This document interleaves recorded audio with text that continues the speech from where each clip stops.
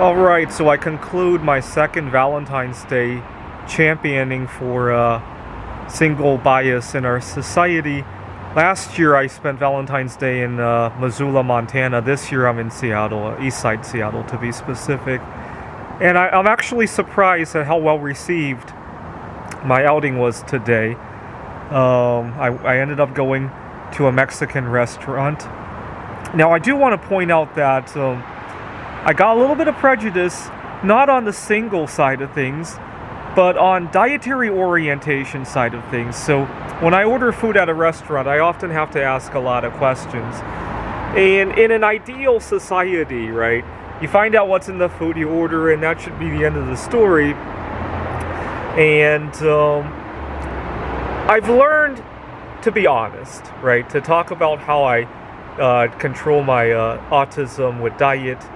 And unfortunately, this is an area in society where honesty doesn't really pay very much. Sometimes people just, out of curiosity, or they think they know better than you, right? They think that just one bite is not going to be a big deal, right? And this is one of those things that you may not think it's a big deal, but, you know, if you're dealing with somebody who's competent, you should let them make their own decisions, right? It's kind of like commenting on somebody's choice of religion or their dressing style or any number of things that competent adults can make their own decision about, right? I don't know why this is such a hard subject for anybody to swallow. I was reading an article one time. I talked about being honest about my food choices. I was reading an article one time, and there was this article about how, because some people like to lie about having allergies when they just have a preference for whatever food, that it ruins it for people with genuine allergies. I gotta beg to differ there.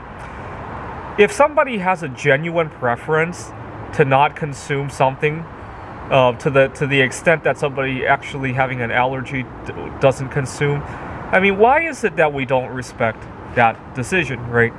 So imagine you go to a party. Oh, I don't consume milk.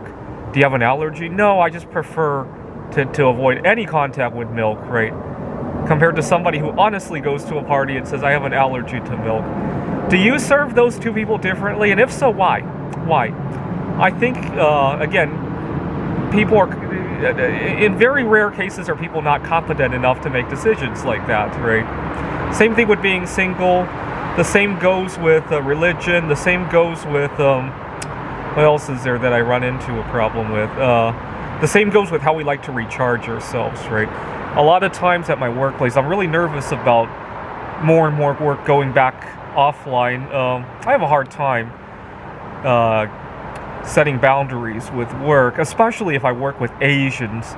I've learned that I can't deal with other Asians.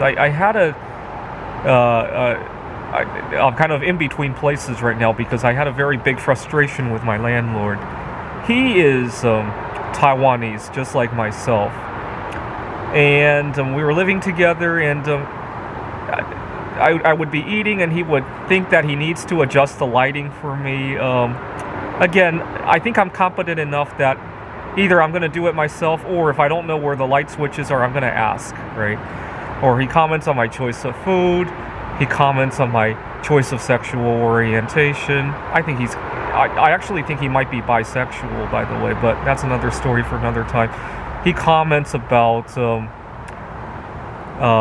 he didn't know what I was ordering online. I have packages that are really heavy, and I told him it was computer equipment, but he comments I like to order stuff online instead of buying locally. He commented about my choice of what I like to watch on YouTube. I think I'm competent enough to make those choices, right? Especially the lighting. I mean, if he wants to discuss the implications of buying stuff online versus offline, or the implications of, what else is there? The implications of what I support. Okay. But other things, I think I'm competent enough to make my own decisions. And that's what drives me nuts, is that people who think they know what I want more than what I know what I want, right?